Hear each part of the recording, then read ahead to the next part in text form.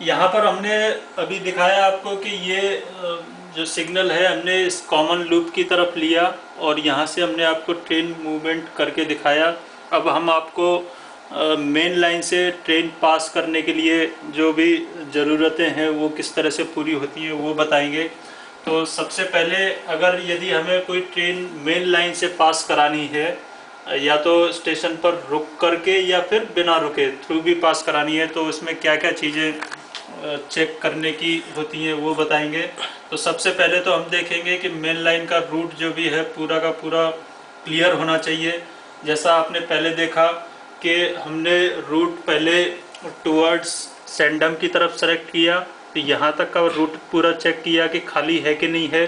फिर उसके बाद में ओवरलैप हमने नेक्स्ट टाइम में मेन लाइन की तरफ दिखाया, तो इसके साथ साथ ये ट्रैक खाली देखा। फिर उसके बाद में चेक किया कि 110 बीटी भी खाली होना चाहिए, 112 112 एटी भी खाली होना चाहिए, फिर 112 बीटी भी खाली है कि नहीं है चेक किया। उसके बाद में 15 टी भी चेक किया, और चूँकि ये खाली था इसलिए पूरा का पूरा सेलेक्ट हो गया, और सेलेक्ट होने के बाद में हमारा सिग्नल आया।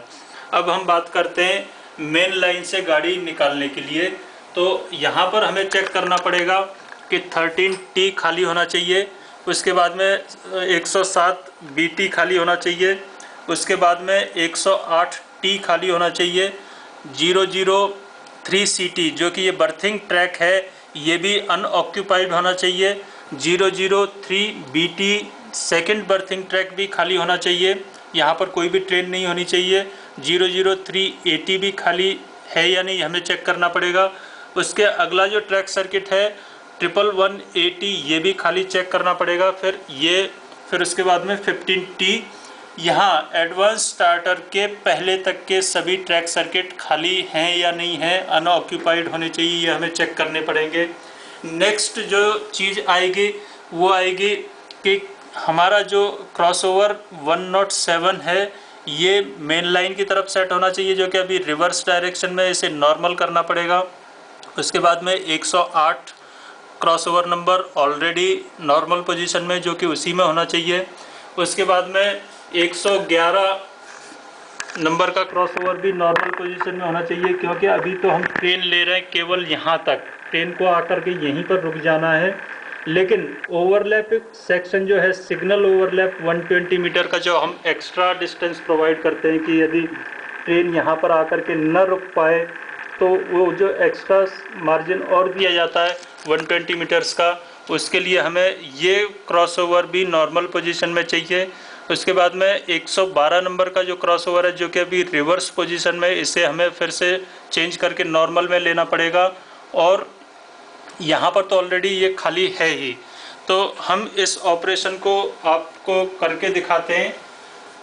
हमने पहले सेम सिग्नल बटन प्रेस किया SCO 13 प्लस इसके साथ में जो रूट बटन है यहाँ पर, जैसा यहाँ पर देखा कि कॉमन लूप के लिए दो ओवरलैपिंग ऑप्शन थे, या तो सेंडम की तरफ या फिर मेन लाइन की तरफ। इसी तरह से ये जो लूप लाइन है यहाँ पर भी ऑप्शंस दो हैं।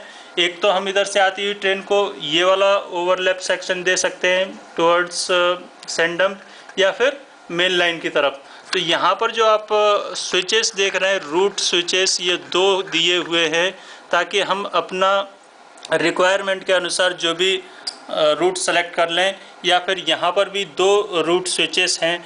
लेकिन मेन लाइन की जब हम बात करते हैं तो यहाँ पर हमारे पास में केवल एक ही ऑप्शन है ओवरलैप सेलेक्ट करने के लिए, इसलिए केवल एक स्विच दिया हुआ है और हम उसी का इस्तेमाल करेंगे। हमने signal button plus root button दोनों साइमल्टेनियसली प्रेस किए और इमीडिएटली दो पॉइंट जो हमारी रिक्वायर्ड कंडीशन में नहीं थे पहले सेट किया गया। उन्हें सेट करने के बाद में पूरा का पूरा रूट लॉक हुआ।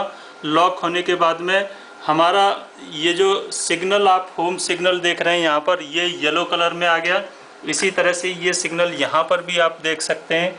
तो जो भी अब ट्रेन होगी वो हमारी मेन लाइन की तरफ आगे बढ़ पाएगी। अगला जो सिग्नल है उसे भी हम जो स्टार्टर सिग्नल है यहाँ पर S15, इसको भी हम देते हैं इसके लिए ये सिग्नल बटन प्लस इसका जो रूट स्विच है ये यहाँ पर दिया हुआ है ग्रे कलर में, ये है 15T।